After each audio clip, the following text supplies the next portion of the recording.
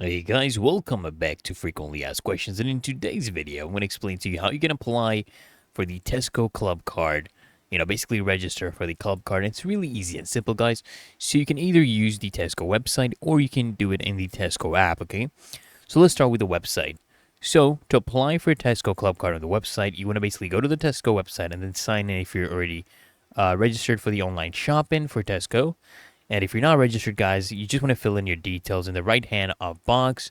Okay, go click on register and just complete the registration process. And then once you fill out the registration page for your My Club Card account, you want to go ahead and register it, and you want to make sure that your name and address match the ones on your Club Card statement.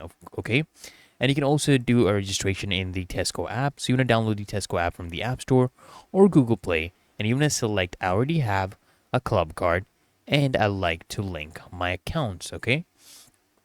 Now, what you want to do is you just want to type in your Club Card details, which you already have, and basically you would have applied for the Tesco Club Card. So I hope this video helps you out, guys, and if it did, consider smashing the like button as well as subscribing to Frequently Asked Questions, and I'll see you in the next